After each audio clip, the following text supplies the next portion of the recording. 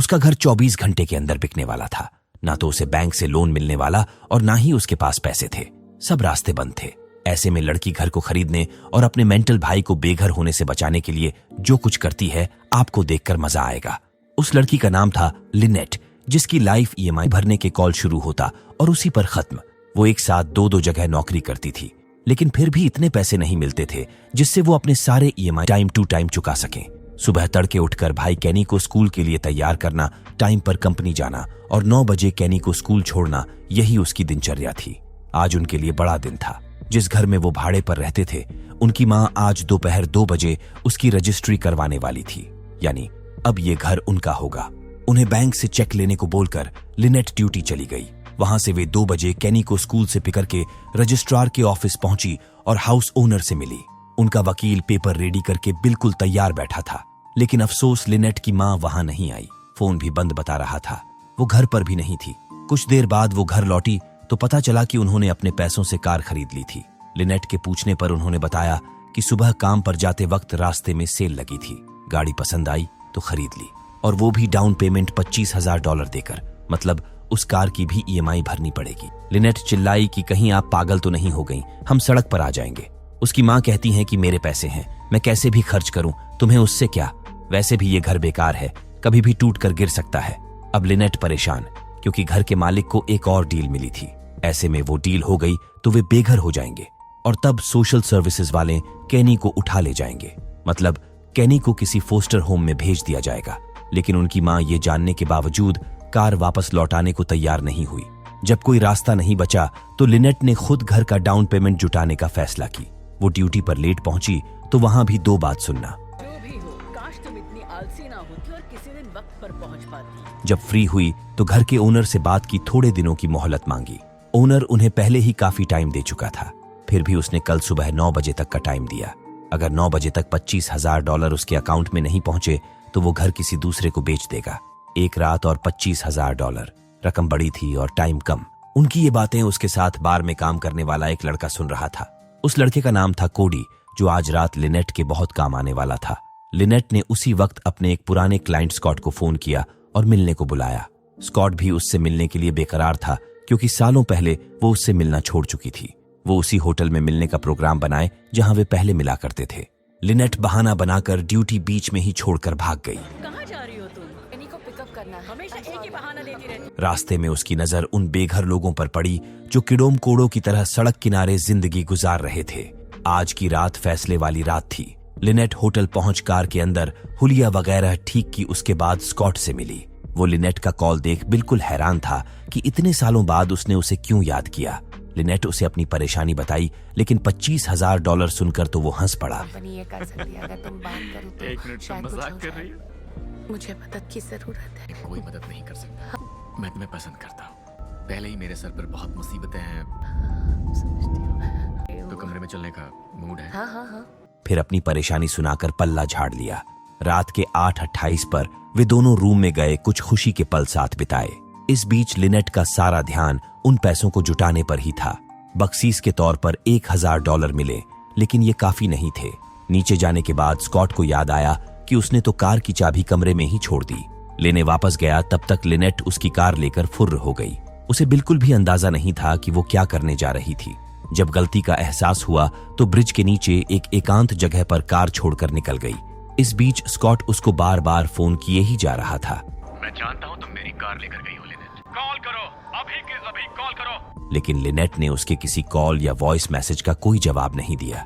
रात के 9:23 पर वो अपनी सहेली ग्लोरिया से मिली। उसके ऊपर लिनेट के 3,000 उधार थे, जिसे उसने 6 महीने पहले ग्लोरिया की जमानत कराने के लिए दिए थे। अब वही पैसे वो उससे मांगने आई थी, लेकिन ग्लोरिया ने भी हाथ खड़े कर लिए, क्योंकि लिनेट की तरह अब वो भी वैश्यावृत्ति छोड़ चुकी थी। ये आलीशान फ्लैट उसके बॉयफ्रेंड रॉबर्ट ने उसे दिया था। वो शादीशुदा था, इसलिए ग्लोरिया को यहाँ रखता था। काफी चिक-चिक करने के बाद ग्लोरिया ने रॉबर्ट की तिजोरी से $500 दिए। फिर रॉबर्ट की एक पार्टी में चली गई, फ्लैट की चाबी लिनेट को देकर, और कहा कि जाते वक्त दरवाजा डबल लॉक करके जाना। अब चूंकि लिनेट पहले ही लॉकर के अंदर नोटों की गड्डी देख चुकी थी, खोलने की काफी कोशिश करी, लेकिन बात नहीं बनी। आखिरकार वो बाहर गई और इंतजार करने लगी। जैसे ही कोडी ड्यूटी से बाहर आया, लिनेट उससे मिली और अपनी परेशानी बताई कि कुछ वक्त पहले उसने अपने एक डिजिटल लॉकर में पैसे रखे थे। आज पैसों की जरूरत थी तो 3 बार गलत कोड डाल दिया, जिससे वो लॉक हो गई है।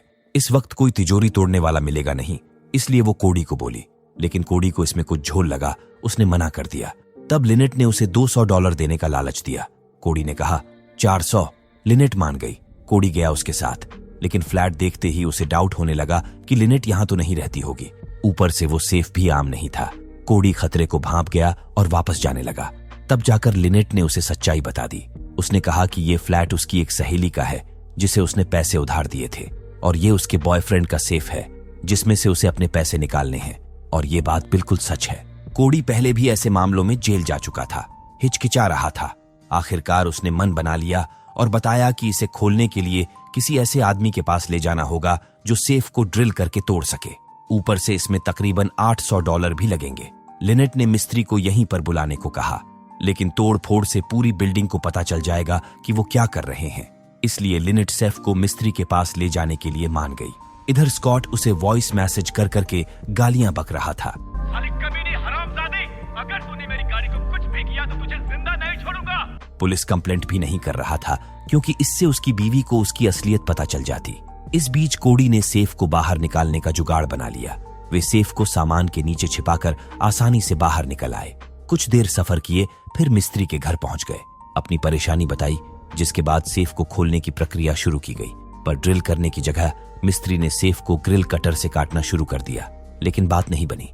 मिस्त्री हथौड़ा लेकर आया तो लिनेट में मियाने लगी कि इसे तोड़ो मत, ऐसा मत करो, प्लीज ऐसा। लेकिन मिस्त्री ने उसकी एक नहीं सुनी। दिया 3-4 हैमर झपक कर। सेफ खुल गई। अंदर का मामला देख वे हैरान रह गए। लिनेट ने मिस्त्री को बताया था कि इसमें उसके पैसे हैं, लेकिन अंदर तो कुछ और ही मामला था। बहुत सारे कैश के साथ कोकीन और महंगी घड़ियां भी थीं। यकीनन ये सेफ लिनेट का नहीं बल्कि चोरी का था। मिस्त्री ने भांप लिया और कोडी पर भड़क उठा कि तू चोरी का सामान मेरे पास क्यों लाया बे। तुरंत शटर बंद करवाया और लिनेट की गर्दन पर चाकू भिड़ा दिया। बता, जल्दी बता, ये बता, ये सारा सामान कहाँ से आया? सच में ये मेरी दोस्त का है। क्या करती है? वो रखेल है, वो बिजनेसमैन। ये बता तो। लिनेट डर कर सब कुछ बता देती है कि ये सेफ उसकी सहेली का है। किसी को कुछ नहीं पता चलेगा, तुम्हें कुछ नहीं होगा, हमें जाने दो। ये सारा सामान अपन रख लेते हैं काल। ये मेरा है, तेरा नहीं है। मेरी दोस्त का सामान है। तो ये तेरी दोस्त की है। लेकिन मिस्त्री ने वो सारे पैसे और सामान लौटाने से मना कर दिया। तब कोडी ने उनकी धुलाई शुरू कर दी। इस बीच लिनेट ने चालाकी की, झटपट बैग में सब कुछ भरा, मिस्त्री के भाई का सर फोड़ा और वहां से भाग निकली।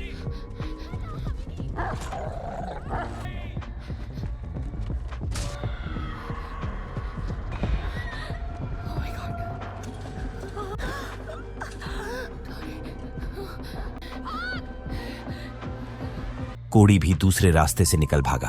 किसी तरह वे बच निकले। अब सेफ वापस रखने की भी कोई टेंशन नहीं थी, क्योंकि सेफ का मालिक एक पॉलिटिशियन था। उसके सेफ में कोकीन था, इसलिए जाहिर सी बात है वह शिकायत नहीं करेगा। कोडी ने उत्सुकता से पूछा, पैसे कितने हैं?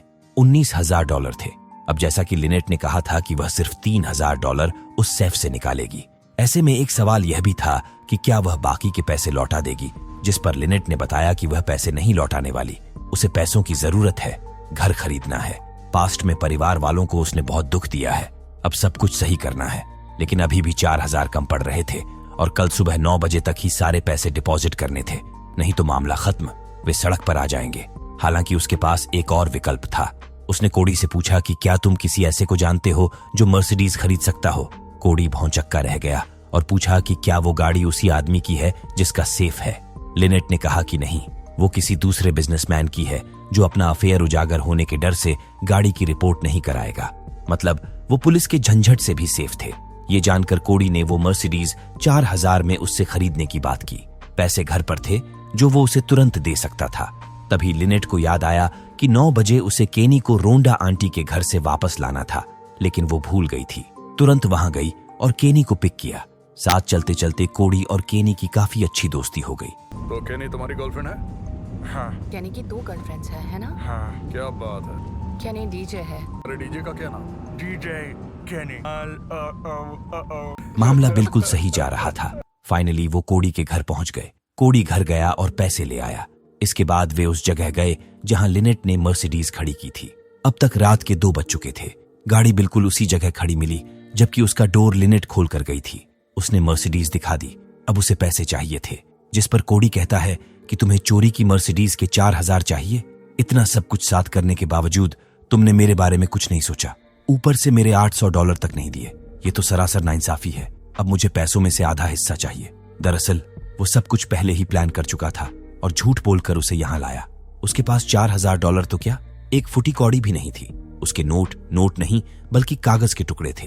ये जानकर लिनेट ने उसे कार ऐसे ही दे दी ताकि वो बेचकर 50 गुना ज्यादा पैसे बना सके। लेकिन वो कार चोरी की थी। कोडी किसी लफड़े में नहीं पड़ना चाहता था। बातों बातों में बात इतनी बढ़ गई कि कोडी अब पूरा पैसा हथियाने के लिए हाथापाई पर उतर आया। जबरदस्ती की और बैग छीन ले गया। लिनेट आपा खो बैठी और उसे कार से ठोक दिया। अपने पैसे उठाए, मर्सिडीज की चाबी कोडी के पास फेंकी और वहां से रफू चक्कर हो गई। अब ये सब देख केनी को बड़ा दुख हुआ। भले ही उसका दिमाग थोड़ा कम था, लेकिन इतना तो जरूर समझ गया कि उसकी बहन मुसीबत में है। वो रोए जा रहा था। खैर, किसी तरह उसे समझा बुझाकर लिनेट अपने पुराने बॉयफ्रेंड टॉमी के घर गई। एक अरसे बाद वो मिल रहे थे। लिनेट सीधे पॉइंट पर आई और बोली, क्या अभी भी माल बेचते हो?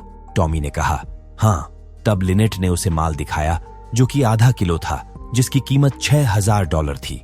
टॉमी के पास उतने पैसे नहीं थे, इसलिए उसने खरीदने से मना कर दिया। जिस पर लिनेट ने पूछा, तुम्हारे साथ वो लड़की कौन है? टॉमी कहता है, वो मेरी गर्लफ्रेंड है। लिनेट कहती है, उसके साथ भी वही करते हो जो मेरे साथ किया करते थे। दरअसल लिनेट जब 16 साल की थी तो टॉमी के प्यार में पड़ गई थी, जिसका टॉमी ने खूब फायदा उठाया। वो पैसों के लिए उसे अपने दोस्तों के साथ बांटता था।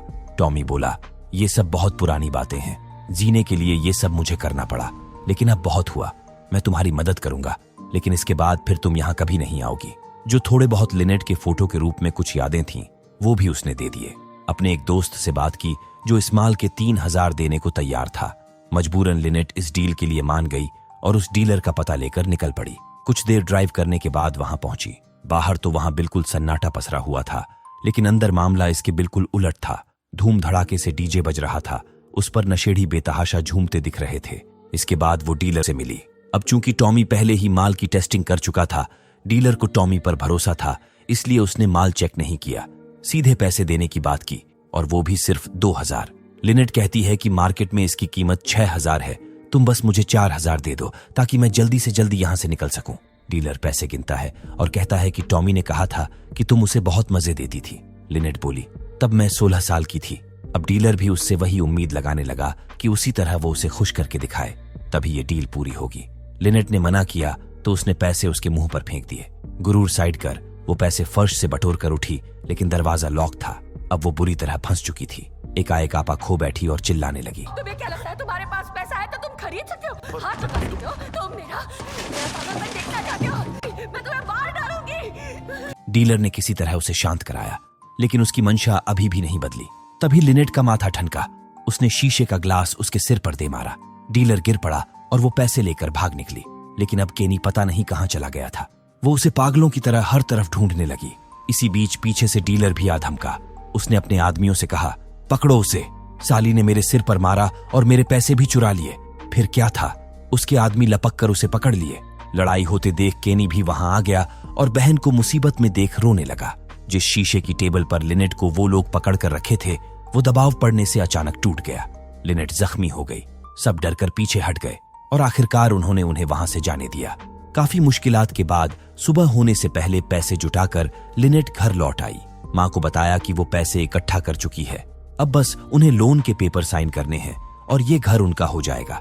लेकिन मां को न तो ये घर चाहिए था और न ही कोई और लोन। उन्होंने कहा कि इस घर से बुरी यादें जुड़ी हैं, मुझे चाहिए नहीं। लिनेट परेशान हो उठी क्योंकि पूर बैंकिंग रिकॉर्ड की वजह से खुद के नाम पर तो उसे होम लोन मिल नहीं सकता था, ऊपर से मां भी मुकर गई। आखिरकार वो समझ गई कि लिनेट की करतूतों की वजह से ही उसके पिता चल बसे। टॉमी के साथ रहकर जो उसने किया, जो बदनामी हुई, उसी वजह से उसकी मां उसके साथ रहना ही नहीं चाहती थी। ये बात वो अब जाकर समझी। वो मां से कहती है, अब मैं बदल चुकी हूँ, मैं अब वो नहीं रही। मां कहती है, तभी तो तुम्हारी पीठ से शीशे निकाल रही हूँ। खैर, उसकी मां ने 1 हफ्ते पहले ही अपनी बहन के घर रहने के लिए बात कर ली थी। वो और केनी वहीं शिफ्ट होने वाले थे, लेकिन उन्होंने ये बात लिनेट को नहीं बताई क्योंकि वो देखना चाहती थी कि इस सिचुएशन में लिनेट क्या करती है। लिनेट कहती है, मैं आपको केनी को ले जाने नहीं दूंगी, वो मेरे साथ रहेगा। माँ कहती है, तुम उसे नहीं संभाल सकती। कल रात कहाँ थी तुम जब उसे लाना था? अय्याशी करने से फुर्सत रहे तब तो उसके लिए कुछ करोगी। मैं उसकी माँ हूं और वो मेरे साथ रहेगा। आखिरकार लिनेट को समझ आया कि पास्ट में जो गलतियां उसने की उनका खामियाजा उसे जिंदगी भर भुगतना होगा। सोते वक्त उसने केनी से कहा, कुछ वक्त के लिए तुमसे दूर जा रही हूं, जल्द ही तुमसे मिलने आऊंगी। सुबह डेविड का वॉइस मैसेज मिला। उसे घर के लिए एक अच्छी डील मिल चुकी थी। घर छोड़ने से पहले लिनेट अपनी माँ के लिए एक चिट्ठी छोड़ गई जिसमें उसने लिखा था, माँ, आप पूछ रही थी ना कि मैंने कल रात क्या किया। मैं लड़ी इस परिवार के लिए। अपनी ओर से मैंने पूरी कोशिश की। आपने मुझे डांटा, इसमें आपकी भी कोई गलती नहीं।